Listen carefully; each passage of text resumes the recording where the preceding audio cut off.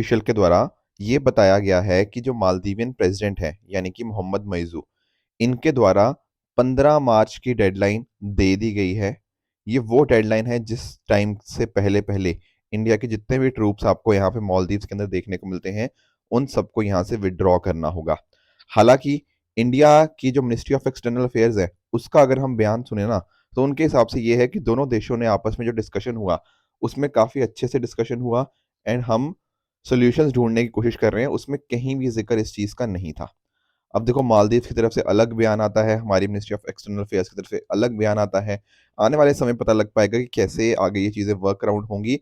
But कहीं ना कहीं जो संडे की मीटिंग थी ना, ये अपने आप में ये दिखा रही है कि दोनों देशों के रिश्तों के बीच में थोड़ी कड़वाहट तो है, थोड़ा स्ट्रेन तो है। क्योंकि आप अगर बात करें मालदीव के प्रेसिडेंट की, इनका जो कैंपेन था, उसका कैंपेन का एक मेजर मुद्दा यही था कि इंडियन ट्रूप्स को विड्रॉ करवाएंगे। इंडिया आउट कैंपेन के बारे में आप जानते होंगे। तो सितंबर के बाद से जब से ये वहाँ के प्रेसिडेंट बने हैं, उस टाइम से कुछ ना कुछ हमें चीज़ें होती हुई देखने को मिली हैं। इवन अभी रिसेंटली ये चाइना की विजिट पे भी गए थे। वहाँ पर भी इन्होंने बात करी थी कि चाइना के साथ ना ये अपने रिश्तों को और भी एलिवेट करेंगे, अपने स्ट्रेटेजिक टाइज को।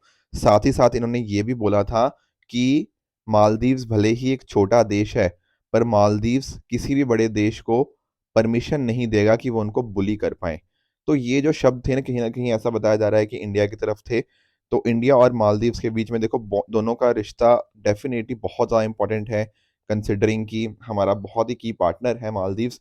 तो ऐसे में अगर रिश्ते खराब होते हैं, ये कहीं ना कहीं दोनों देशों के लिए एक खराब सिचुएशन बन सकती है। दोस्तों, स्टार्ट करते हैं आज की डिस्कशन। डेट है आज की 15 जनवरी 2024 एंड आप सभी का स्वागत है आज के प्रीलिम बूस्टर न्यूज़ डिस्कशन के अंदर। WHO यानी कि वर्ल्ड हेल्थ ऑर्गेनाइजेशन के द्वारा केप वर्डे या फिर काबो वर्डे, इस पर्टिकुलर कंट्री को ना मलेरिया फ्री कंट्री डिक्लेयर कर दिया गया है। अब ये कंट्री सर मैंने तो कभी नहीं सुनी। हाँ, कोई बात नहीं, नहीं सुनी तो अभी सुना देते हैं। देखो यहाँ पे ये समझो, ये आपका अफ्रीकन कॉन्टिनेंट के बारे में हम जानते होंगे, बिल्कुल ठीक बात है। यहाँ पे सेनेगल आप कंट्री जानते हैं। ये सेनेगल के अगर आप वेस्टर्न में साइड में जाओगे ना, तो यहाँ पर ये कंट्री आपको देखने को मिल जाएगी। ये आप जान चुके हो कि सर ये अटलांटिक ओशन की आप बात कर रहे हो। अटलांटिक ओशन के अंदर आपको ये आइलैंड कंट्री आपको एक देखने को मिलती है। तो ये लोकेशन पहली बात तो आपको पता होनी चाहिए। अब ये जो केप वर्डे की मैं बात कर रहा हूँ, ये दो तरह से डिवाइडेड है, दो आइलैंड्स के अंदर। एक है सोलावेंटो आइलैंड्स और एक है बारलावेंटो आइलैंड्स। तो इस तरह से ये डिवीजन यहाँ पे आपको वोल्केनिक आइलैंड्स में आपको देखने को मिल जाएगी। साथ ही साथ अगर आप नोटिस करो तो वेस्ट कोस्ट ऑफ अफ्रीका से लगभग ये 600 मतलब 620 किलोमीटर की दूरी पे आपको देखने को मिल जाएगा। मैं आपको बता चुका हूँ कि अटलांटिक ओशन के अंदर आपको देखने को मिलता है। इसकी जो कैपिटल है दैट इज प्राई, ठीक है। तो ये भी आपको पता है यहाँ पे होना चाहिए। ऑफिशियल लैंग्वेज यहाँ पे पोर्टुगीज बोली जाती है।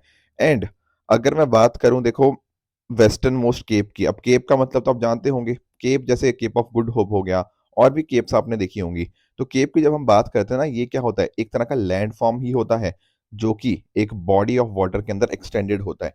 तो वहीं से इसका नाम है कैबो वर्डे या फिर केप वर्डे, आप इसको यहाँ पे बोल सकते हो। अब आपके दिमाग में एक चीज आएगी, सर आपने बोला कि जो ये कंट्री है, ये तीसरी ऐसी कंट्री बनी है अफ्रीकन रीजन के अंदर जिसको यहाँ पे हमने मलेरिया फ्री डिक्लेयर कर दिया है। तो और कौन सी कंट्रीज, पहले दो कौन सी हैं? देखो, एक तो आपका जो मॉरिशियस है और दूसरा आपका अल्जीरिया। ये दोनों कंट्री ऑलरेडी WHO के द्वारा मलेरिया फ्री डिक्लेयर कर चुकी हैं। तो इसके बाद ये तीसरी ऐसी कंट्री बन चुकी है अफ्रीका के अंदर। ओवरऑल अगर मैं बात करूं तो ओवरऑल 43 कंट्रीज और एक टेरिटरी को यहाँ पे WHO के द्वारा मलेरिया फ्री यहाँ पे डिक्लेयर ऑलरेडी किया जा चुका है। तो लोकेशन पर्सपेक्टिव से थोड़ा ज़्यादा इंपॉर्टेंट था एंड आई होप आपको ये सारी चीज़ें समझ आ भी गई होंगी। अब देखो, प्रीलिम्स काफ़ी नज़दीक आ रहा है, थोड़ी प्रेपरेशन में रिवीजन को भी आपको इंक्लूड करना पड़ेगा।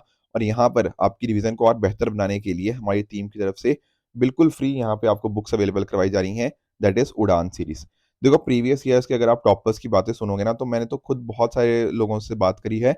तो Udaan has been one of the most beneficial booklets जो कि उन्होंने अपनी प्रेपरेशन के अंदर यूज़ करी है।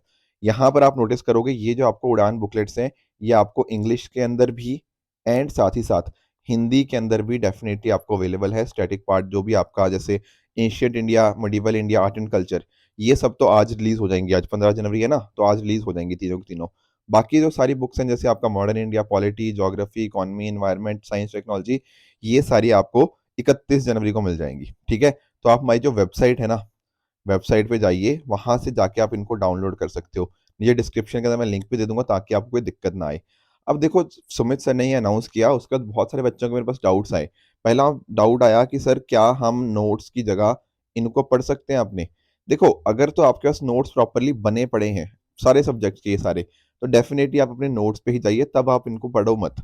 पर अगर लेट से आपके नोट्स प्रॉपर ढंग से नहीं बने, या फिर आपको लगता है यार कि उतना मैं नोट्स को एनरिच नहीं कर पाया, या कुछ भी इस तरह के कुछ इश्यूज आते हैं, तो डेफिनेटली मैं आपको बोलूंगा कि आप ये उड़ान बुकलेट्स को गो थ्रू कीजिए। इनफैक्ट ना, मेरी कल ही अभी बात हो रही थी, एक रैंक 200 के आसपास उनका रैंक है, तो वो मुझे बता रहे थे कि किस तरह से उन्होंने उड़ान पढ़ी थी। एंड क्योंकि उनको ना जो फनम वाला एक क्वेश्चन आया था, आई थिंक 1 या 2 साल पहले आया था, तो वो क्वेश्चन उनको डायरेक्टली उड़ान में उनको अच्छे अच्छे से रिवाइज करी थी, तो डायरेक्ट क्वेश्चन वो उनका वहां पे आ गया, एंड अकॉर्डिंगली काफी अच्छे से वो आंसर कर पाए। तो ऐसे बहुत सारे क्वेश्चंस आप नोटिस कर पाओगे कि उड़ान बुकलेट्स ने स्टूडेंट्स को किस तरह से हेल्प किया हुआ है। तो ध्यान यही रखना कि अगर आपके नोट्स ऑलरेडी एग्जिस्टिंग है, तो please continue with them, but अगर जैसे आपके पास टाइम की कमी है, या उस वजह से आप नहीं बना पाए, जैसे बहुत सारे वर्किंग प्रोफेशनल्स को दिक्कत आती है, तो वो डेफिनेटली उड़ान की हेल्प यहाँ पे ले सकते हैं। ठीक है, डिस्क्रिप्शन के अंदर मैं इसका लिंक भी डाल दूंगा। आगे चलते हैं नेक्स्ट टॉपिक तक, दैट इज हिमालयन वुल्फ के बारे में। देखो, IUCN, international union for conservation of nature, हम बहुत बार डिस्कस करते हैं ना अलग अलग स्टेटस, एंडेंजर्ड, क्रिटिकली एंडेंजर्ड, इस तरह से। तो यहाँ पर जो हिमालयन वुल्फ है ना, उसको पहली बार आईयूसीएन ने अपनी लिस्ट के अंदर इंक्लूड किया है। मतलब इसकी असेसमेंट यहाँ पे करी गई है। पहले इसकी असेसमेंट भी नहीं होती थी, अब यहाँ पे इसकी असेसमेंट को स्टार्ट कर दिया गया है। और ऐसा बताया गया है कि लगभग 3,000 के आसपास कहीं ना आपको हिमालयन वुल्फ दुनिया में देखने को मिल जाएंगे। ठीक है, नंबर्स थोड़े ऊपर नीचे हैं, क्योंकि असेसमेंट में एग्जैक्ट नंबर नहीं पता लग पाया है, तो नंबर्स का काफी एक रेंज बताई गई है कि इस रेंज के अंदर आपको अवेलेबल होंगे। तो मैंने एक रफ आइडिया आपको दे दिया कि 3,000 के आसपास है। इस वजह से यहाँ पर इसका जो आईयूसीएन स्टेटस है, वो यहाँ पे वल्नरेबल रखा गया है। एक असेसमेंट हुआ था 2018 के हिसाब से, उस हिसाब से ये पाया गया कि हिमालयन वुल्फ एक अलग तरह की कैटेगरी है, तो इनको हमें अलग ही लिस्टिंग यहाँ पे करनी पड़ेगी। अब एक्चुअल में ना, इस रिपोर्ट के अंतर्गत मतलब आईयूसीएन तो चलो ठीक है, पर ये जो असेसमेंट वगैरह हुई, इस असेसमेंट के अंदर ये भी देखा गया कि जैसे हिमालयन वुल्फ है, इसको बहुत सारे थ्रेट्स हैं। सर, किस तरह के थ्रेट्स? देखो, एक तो जब भी हम वाइल्ड लाइफ की बात करते हैं, तो ह्यूमन एनिमल कॉन्फ्लिक्ट का थ्रेट तो रहता ही रहता है, क्योंकि हम इनके जो भी अलग अलग एरियाज हैं, उनको हम एनक्रोच करते जा रहे हैं। इनका एनक्रोचमेंट होगा तो कल को यहाँ पे लाइफ स्टॉक, मतलब बाकियों के साथ कॉन्टेक्ट में आएंगे ह्यूमंस के साथ, तो वहां पर इस वजह से इनके पॉपुलेशन को इम्पैक्ट हो रहा है। एट द सेम टाइम, एक मेजर थ्रेट यहाँ पर ये भी है कि इनको ना डॉग्स के साथ हाइब्रिडाइजेशन जो करी जाती है, उस वजह से भी इनको यहाँ पे थ्रेट यहाँ पे हो रहा है। ठीक है ना? तो हाइब्रिडाइजेशन होना, वो भी एक इम्पैक्ट है, हंटिंग वगैरह करी जाती है, तो ये कुछ कारण बनते हैं जो कि मेजर रीजन बनते हैं इनके। थोड़ा सा इनके बारे में अगर हम पढ़ने की कोशिश करें हिमालयन वुल्फ्स के बारे में, तो आप नोटिस कर पाओगे कि इंडिया, नेपाल, चाइना, यहाँ पर इनके जो तिब्बतन प्लेटू है, वहाँ पर ये मेजरली फाउंड किए जाते हैं। इनका हैबिटेट क्या है? हाई एल्टीट्यूड के जो ग्रासलैंड्स होते हैं। इंडियन और यूरोपियन वॉल्व्स के साथ ये उनके कंपैरिजन में ज़्यादा ये बड़े होते हैं। ये 110 टू 180 सेंटीमीटर लेंथ में और 75 सेंटीमीटर टॉल हो सकते हैं एट शोल्डर, एंड इनका वेट होता है लगभग 50 किलो का। ठीक है, फीडिंग के अंदर अगर आप बात करो, तो जैसे याक हो गया, क्यांग, भारल, तिब्बतन गजल, ये सारी चीज़ों के ऊपर ये फीड करते हैं। तो ये कुछ पॉइंटर्स थे। ध्यान रखिएगा कि इनका आईयूसीएन स्टेटस क्या था, दैट इज वल्नरेबल। पहली बार इसको असेस किया गया है, तो ये कुछ पॉइंटर्स हैं हिमालयन वुल्फ के रिगार्डिंग जो आपको डेफिनेटली अच्छे से पता होने चाहिए। ये क्या चीज़ है? देखो, जब हम बात करें ना, आप नोटिस करते होंगे कि आज के समय के ऊपर जब भी हम किसी से बात करते हैं, तो बहुत सारे उसमें इश्यूज आ सकते हैं। किसी ने अगर हमारी बात को सुन लिया, या फिर जो डेटा वगैरह है उसको यहाँ पे कुछ, यहाँ पे उसके रिगार्डिंग इश्यूज आ गए, राइट? अगर आप ये चीज़ इमेजिन करो, अगर अगर यही कहीं सेम चीज़ अगर हमारी आर्मी के साथ होती है, तो बड़ी दिक्कत आएगी। इस वजह से इंडियन आर्मी ने ना एक end to end encrypted mobile ecosystem Sambhav, that is secure army mobile Bharat version, इसको यहाँ पे डेवलप किया है। अब इसकी वजह से देखो, आपने किसी से भी, मतलब आपने नहीं, जो डिफेंस पर्सनल है, उन्होंने अगर बात करनी हो, तो बड़े आराम से वो सिक्योरली कम्युनिकेट कर पाएंगे। ठीक है, तो कनेक्टिविटी तो इंप्रूव हो ही रही है उनकी, but at the same time जो सिक्योरिटी कैपेबिलिटीज हैं, उनमें कोई खतरा नहीं रहेगा। ऐसा नहीं है कि अब आपकी कोई बात कोई सुन पा रहा है, दुश्मन आपकी बात सुन पा रहा है, नहीं। ठीक है ना? तो हमारा जो आत्मनिर्भर भारत का विजन है, उसके लिए बहुत ज़्यादा इंपॉर्टेंट ये बन जाता है। ऐसा बताया जा रहा है कि टोटल इस तरह से साढ़े, मतलब 35,000 सेट्स होंगे 2 फेजेस के अंदर। आज की तारीख तक यहाँ पर लगभग 2,500 सेट्स कंप्लीट कर दिए जा चुके हैं। उसी तरह से 31 मई तक यहाँ पे बाकी के जो भी हैं 32,500, वो तब तक कंप्लीट हो जाएंगे। तो बहुत ही सिक्योर इसको यहाँ पे बना दिया गया है, एंड टू एंड यहाँ पे इंक्रिप्शन आपको यहाँ पे देखने को मिल जाएंगी। तो इसकी वजह से आप नोटिस कर पाओगे, जो भी इंफॉर्मेशन सिक्योरिटी के चैलेंजेस फेस हो रहे थे, जो सिक्योर कम्युनिकेशन के अंदर दिक्कत आ रही थी, ठीक है ना। कई बार ऐसा होता था, कोई सुन लेता था, ईव्सड्रॉपिंग जिसको बोलते हैं, डेटा कॉम्प्रोमाइज़ हो जाता था। ये अब बिल्कुल भी यहाँ पे नहीं होगा। तो अपने आप में आर्मी पर्सनल्स की जो है अपनी कैपेसिटी डेफ़िनेटली बढ़ेगी। तो ये कुछ फ़ायदे हैं इसके, आप देख पाओगे, एन्क्रिप्शन हो गया, इंडिजिनस पब्लिक सर्वर नेटवर्क्स को लेवरेज हम यहाँ पे अच्छे से कर पाएँगे। तो ये थोड़ा-सा संभव के रिगार्डिंग आपको पता होना चाहिए। नंबर्स मैंने आपको बता दिए हैं, कितने नंबर्स हम यहाँ पे सोच रहे हैं, एंड काफ़ी हद तक ये ना फॉरेन वेंडर्स के ऊपर जो हम हमारी डिपेंडेंसी थी कंपोनेंट्स के रिगार्डिंग, अब वो खत्म हो जाएगी, ठीक है ना। अब क्योंकि हम खुद ही बना रहे हैं तो आत्मनिर्भरता भी आ रही है, plus at the same time हमें पहले पता नहीं होता कि फॉरेन पर्सनल क्या किस तरह की चीज़ें या इक्विपमेंट्स या कंपोनेंट्स क्या लगा रहा है। अब हमें सारी की चीज़ें पता है, तो हम डेफ़िनेटली उसको हम यूटिलाइज़ कर पाएँगे। तो डेफ़िनेटली इस वर्ड को अगर आप सुनोगे ना, तो आपको याद आना चाहिए कि हाँ यार, ये किस चीज़ के साथ लिंक रहता है। आगे चलते हैं नेक्स्ट टॉपिक की तरफ, that is 5 years of NCAP, that is national clean air programme. देखो, जो नेशनल क्लीन एयर प्रोग्राम था ना, वो आज से 5 साल पहले यानी कि जनवरी 2019 में लॉन्च किया गया था। किसके द्वारा? Ministry of environment, forest and climate change के द्वारा। अब इसका काम ये था नेशनल क्लीन एयर प्रोग्राम का, कि हम ना जो अलग-अलग हमारे पॉल्यूटेंट्स हैं, उनकी हम मात्रा को कम कर पाएँ। स्पेशली अगर मैं बात करूँ ना, तो यहाँ पर आपका जो पार्टिकुलेट मैटर 10 है, उसकी मात्रा को 40% तक कम करना या उससे भी ज़्यादा करना। ठीक है ना? ये फ़ोकस है 2025-26 तक का। अब इमेजिन करो, एक तो पार्टिकुलेट मैटर का मतलब, जैसे मान लो मैं पीएम 10 की बात कर रहा हूँ, तो यहाँ पे 10 का मतलब पता क्या होता है? कि अगर मैं बात करता हूँ उस पर्टिकुलर कंपोनेंट की, तो उसका जो डायामीटर होगा, वो 10 माइक्रोमीटर से कम होगा। ठीक है? 10 माइक्रोमीटर और लेस देन 10 माइक्रोमीटर को पीएम 10 बोलते हैं।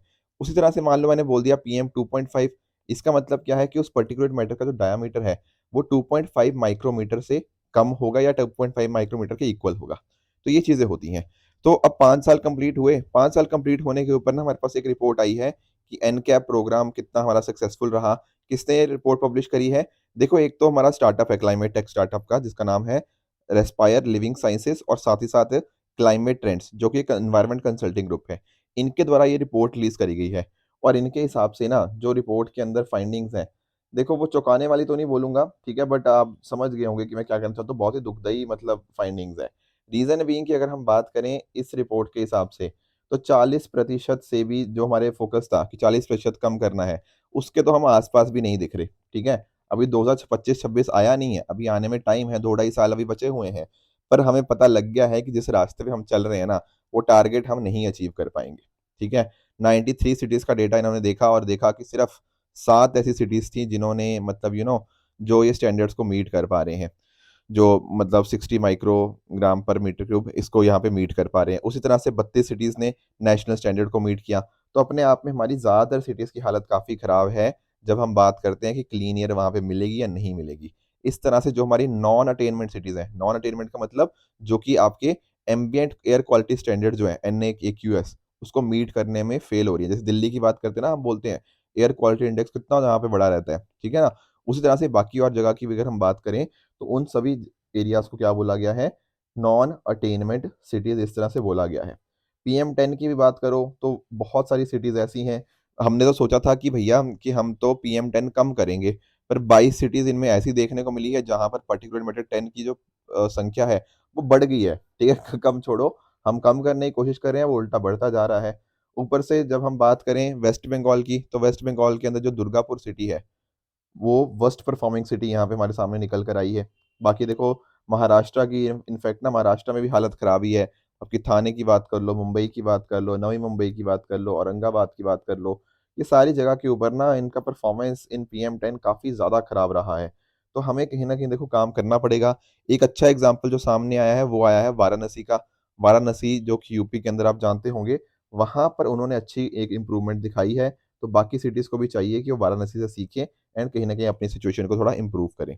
तो ये थोड़ा चिंताजनक थी, ठीक है, रिपोर्ट, बट डेफ़िनिटली काम करना बहुत ज़्यादा हमें बचा हुआ है। एक और टॉपिक जब डिस्कस करते हैं, it is NMCG gets power to allow treated sewage into water bodies. देखो, एक हमारे पास मिशन है, national mission for clean Ganga. आप जानते होंगे बहुत इंपॉर्टेंट है ये हमारे लिए। अब इसके पास ना पावर्स आ गई हैं किस चीज़ की? देखो, पहले मान लो आपके पास ना कोई वेस्ट था, वेस्ट वाटर था। अब हम पता क्या बोलते थे पहले? उसको बोलते थे कि भैया जो पानी है, इसको यहाँ पर हम या तो रीयूज़ कर लें, या फिर इंडस्ट्रियल यूज़, एग्रीकल्चर यूज़, इस पर्टिकुलर चीज़ के लिए यूज़ करें। पर अभी जो नया नोटिफ़िकेशन आया है ना, उसके हिसाब से हमने क्या बोला है? उसके हिसाब से हमने बोला है कि हम जो ट्रीटेड सीवेज है, उसको यहाँ पे रिवर्स या फिर बाकी वाटर बॉडीज के अंदर भी डाल सकते हैं आफ्टर, अगर कोई और ऑप्शन नहीं बचता तब ऐसी चीज है। तो ये एक नया नोटिफिकेशन आया, तो आपको ये पता होना चाहिए कि एनएमसीजी के पास पावर है ताकि वो अलाउ करे treated sewage into water bodies, right. थोड़ा सा इस मिशन के बारे में अगर हम बात करने की कोशिश करें तो आप जानते हो कि हमारा फोकस यही है कि जो रिवर गंगा है उसकी पानी की क्वालिटी बनी रहे, सस्टेनेबल डेवलपमेंट होता रहे। तो ये चीज आती है कौन सी मिनिस्ट्री के अंतर्गत? मिनिस्ट्री ऑफ जल शक्ति के अंतर्गत। एक तरह की रजिस्टर्ड सोसाइटी है अंडर सोसाइटी रजिस्ट्रेशन एक्ट 1860। इसको देखो क्या फोकस क्या है, जो हमारा नेशनल गंगा काउंसिल या फिर national council for rejuvenation protection management of river Ganga, उसको इंप्लीमेंट करने का काम यहाँ पे इसको दिया गया है। बेसिकली जो हमारा एनवायरमेंट प्रोटेक्शन एक्ट था ना 1986, उसके अंतर्गत ही हमें, उसकी प्रोविजंस के अंतर्गत ही ये काम करता हुआ देखने को मिल जाएगा। बाकी अगर आप नोटिस करो, अविरल धारा, अविरल का मतलब क्या होता है? कंटिन्यूअस। धारा मतलब फ्लो होता है ना, धारा मतलब जैसे हम बोलते हैं ना पानी की धार, तो धारा मतलब यानी कि फ्लो, और कंटिन्यूअस। निर्मल, निर्मल मतलब होता है साफ, बिल्कुल स्वच्छ। तो अनपोल्यूटेड फ्लो होना चाहिए एक तो रिवर गंगा का, plus at the same time उसके बीच में कोई रुकावटें नहीं होनी चाहिए, कंटिन्यूअस फ्लो होना चाहिए। तो यही इसका यहाँ पे ऑब्जेक्टिव हमें देखने को मिल जाएगा। बाकी एनवायरमेंट प्रोटेक्शन एक्ट 1986 के बारे में तो जानते ही हो आप, कि जब भोपाल गैस स्ट्रेटेजी हुई थी 1984 के दिन, ठीक है ना, तो उसके बाद यहाँ पे 1986 के अंदर यहाँ पे इनेक्ट किया गया था, ताकि सेंट्रल गवर्नमेंट के द्वारा अथॉरिटीज को स्टैब्लिश किया जा पाए, ताकि एनवायरमेंट पोल्यूशन को हम यहाँ पे प्रोटेक्ट कर पाए। तो ये कुछ पॉइंटर्स थे जो आज हमें डिस्कस करने थे। एक क्वेश्चन ना बहुत इंपॉर्टेंट है, मैंने आपको क्लासिकल लैंग्वेजेस के बारे में पूछा था, इसको ना थोड़ा इंपॉर्टेंटली डिस्कस कर लेते हैं। दरअसल में ना जो बंगाल की चीफ मिनिस्टर है ममता दीदी, उन्होंने यहाँ पे सेंट्रल गवर्नमेंट को बोला है कि भैया एक काम करो, बंगाली को भी ना आप क्लासिकल लैंग्वेज का दर्जा दे दो। अब बंगाली की अगर मैं बात करता हूँ तो आप जानते होंगे, देखो सबसे ज्यादा तो इंडिया में हिंदी बोली जाती है। हिंदी के बाद जो बोली जाने वाली भाषा है ना, वो बंगाली है। ऐसा मैं नहीं कह रहा, ऐसा 2011 का सेंसस कह रहा है। और दुनिया में अगर मैं बात करूँ तो दुनिया में सेवेंथ मोस्ट स्पोकन लैंग्वेज है, क्योंकि आप जानते हो बांग्लादेश में भी बंगाली बोली जाती है। तो इस तरह से बहुत सारे लोग दुनिया भर में बंगाली बोलते हैं। बट वो बात तो चलो ठीक है। आप पूछ रहे होंगे सर ये क्लासिकल लैंग्वेज क्या चीज होती है? देखो, एक्चुअल में क्या है ना, कुछ हमारी लैंग्वेजेस हैं जिनको ये दर्जा दे दिया जाता है डिपेंडिंग अपॉन द फैक्ट कि अगर मान लो उसके जो पुराने टेक्स्ट हैं वो आज से 1500 साल, 2000 साल या उससे भी ज्यादा पुराने हमें टेक्स्ट देखने को मिलते हैं। एट द सेम टाइम एक बहुत ही अच्छा हेरिटेज उसका देखने को मिलता है, जैसे फॉर एग्जांपल लिटरेचर टेक्स्ट का, जो आज की जनरेशन ऑफ स्पीकर्स हैं, उससे पहले की जनरेशन, उससे पहले की जनरेशन, बहुत उनके द्वारा वो माने जाते थे वाली चीज है। दूसरी बात है कि जो ट्रेडिशन होना चाहिए वो ओरिजिनल होना चाहिए, ऐसा नहीं कि किसी दूसरी स्पीच कम्युनिटी से उसको यहाँ पे बोरो किया गया हो। और साथ ही साथ जो मॉडर्न फॉर्म है ना उससे कुछ वो डिस्टिंक्ट हो, ठीक है ना। दे उसमें डिसकंटिन्यूटी हो सकती है, बट कहीं ना कहीं वो डिस्टिंक्ट होना चाहिए मॉडर्न फॉर्म से। अगर कोई लैंग्वेज इन सभी क्राइटेरिया को फॉलो करती है तो मिनिस्ट्री ऑफ कल्चर उसको क्या दे सकता है? क्लासिकल लैंग्वेज का दर्जा दे सकता है। तो ये वाला आइडिया हमने स्टार्ट किया था 2004 के अराउंड। इसके बाद ये दर्जा पाने वाली 6 हमारे पास लैंग्वेजेस हैं, जिनका नाम क्या है? तमिल, संस्कृत, कन्नड़ा, तेलुगु, मलयालम और उड़िया। ये 6 नाम आपको याद रखने ही रखने हैं। दीज आर द 6 लैंग्वेजेस जो कि क्लासिकल लैंग्वेज का स्टेटस इंडिया में एंजॉय करती हैं। अब बंगाली की लैंग्वेज की डिमांड आई है कि बंगाली लैंग्वेज को भी डाला जाए। अभी तो नहीं है, अगर फ्यूचर में हो जाती है तो अपने आप को अपडेट कर लीजिएगा, मैं भी अपडेट करवा ही दूंगा आपको। पर अभी के टाइम में आपको 6 ही लैंग्वेज यहाँ पे देखने को मिल जाएंगी। और ये 6 की 6 कहाँ पर है? आप जानते हो 8 शेड्यूल के अंदर भी इंक्लूडेड है, जिसमें आपको टोटल 22 लैंग्वेज आपको देखने को मिलती है, जो कि आपको पता है उसके रिगार्डिंग, ठीक है ना। अगर मान लो क्लासिकल लैंग्वेज ये बन जाती है तो उसका फायदा क्या होता है? हर साल यहाँ पर 2 मेजर एनुअल अवार्ड्स यहाँ पे मिलेंगे उस पर्टिकुलर लैंग्वेज के कॉरस्पॉन्डिंग। आपकी जो सेंटर ऑफ एक्सलेंस यहाँ पे एक बनेगा, साथ साथ प्रोफेशनल चेयर्स यहाँ पे स्टैब्लिश होंगी आपकी जो अलग अलग यूनिवर्सिटीज होती हैं उनके अंदर। तो ये कुछ पॉइंटर्स हैं जो आपको पता होना चाहिए। आई एम श्योर आप बारे आराम से आप बता सकते हो कि इनमें से कौन सी क्लासिकल लैंग्वेजेस हैं या क्लासिकल लैंग्वेजेस नहीं है। तो बंगाली तो नहीं है अभी के लिए, गुजरात और संथाली भी नहीं है, तो only 2 is the correct answer. I hope आप ये चीज समझ गए होंगे। तो आज का होमवर्क क्या रहेगा सर? आज का होमवर्क रहेगा आपके 3 क्वेश्चन। एक दूसरा क्वेश्चन मैंने आपको नहीं पढ़ाया है, एक्चुअली प्रधानमंत्री जी ने वहां पे विजिट किया था, थोड़ा सा इसके बारे में पता होना चाहिए। एक बार जरूर अटेम्प्ट जरूर कीजिएगा, नहीं कर पाओगे कोई दिक्कत नहीं, मैं कल आपको समझा दूंगा। बाकी क्वेश्चन आप डेफिनेटली अटेम्प्ट कर सकते हैं। इसके साथ ही सैटरडे को मैंने आपको होमवर्क दिया था ना, उसका मैं आपको आंसर बता देता हूँ। जब हम बात करते हैं जैसे आईसीडी 11 की, इंटरनेशनल क्लासिफिकेशन ऑफ डिजीज 11 की, तो बेसिकली जो जो स्टेटमेंट लिखी गई है कि एक तरह से कॉमन लैंग्वेज है जो कि हेल्थ प्रोफेशनल्स शेयर करते हैं स्टैंडर्ड इन्फॉर्मेशन, ये अपने आप में बिल्कुल यहाँ पे करेक्ट हो जाएगी। बेलगोरोड रीजन की बात करें तो वेस्टर्न ईरान के अंदर नहीं, यहाँ पर बात होती है किसकी? आपकी ये रशिया की बात होती है। बाकी अटल सेतु के रिगार्डिंग जो पॉइंट्स लिखे हुए हैं, ये बात तो बिल्कुल करेक्ट है, हमने इसकी लोकेशन अच्छे से समझी भी थी। और क्या होमवर्क रहेगा आज का? आपका होमवर्क रहेगा आज का मलेरिया के रिगार्डिंग। बहुत बार समझाया हुआ है। आज मैंने कंट्री भी बता दी, तीसरी वाली कंट्री कौन सी बनी है, तो उसी के रिगार्डिंग क्वेश्चन है, प्लीज इसको अटेम्प्ट भी जरूर कीजिएगा। दूसरा होमवर्क रहेगा आपका ग्लोबल रिस्क रिपोर्ट के रिगार्डिंग। इजी क्वेश्चन है, स्टैटिक में डिस्कस किया हुआ है, बट एक रिवीजन के पर्सपेक्टिव से आपको ये होमवर्क मैंने दिया है। एक होमवर्क मैंने दिया था आदित्य L1 के रिगार्डिंग, ये भी बहुत बार हमने डिस्कस किया है। L1 का मतलब क्या है, लेग्रांज पॉइंट 1।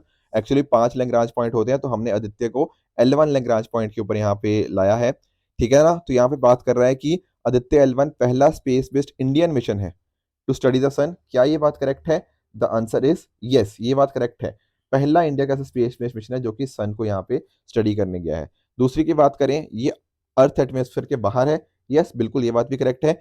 तीसरी बात कह रहा है कि ये एकमात्र ऐसा स्पेस मिशन है जो कि L1 पॉइंट के ऊपर या L1 के नियर है। नहीं, ऐसा नहीं है, बहुत सारे और भी मिशन है। जैसे आपका लीजा पाथ फाइंडर आप जानते होंगे, यूपीएससी ने क्वेश्चन इसके रिगार्डिंग पूछा हुआ है। सोलर एंड हीलियोस्फेरिक ऑब्जर्वेटरी है, वो भी यहीं पर आपको देखने को मिल जाती है। तो एक्चुअल में यहाँ पे दो स्टेटमेंट्स करेक्ट है और तीसरी इनकरेक्ट है। इनकी एक्सप्लेनेशन मैंने यहाँ पे लिख दी है। दोस्तों, ये थी आज की डिस्कशन। अगर आपको इसकी पीडीएफ चाहिए तो आप हमारे Telegram channel PW only S official पे जाके इसकी पीडीएफ डाउनलोड कर सकते हो एंड अपनी प्रेपरेशन को और भी बेहतर बना सकते हो। तो इसी तरह से आप भी अपने एंड पे हार्डवर्क करते रहिए। Goodbye and good luck.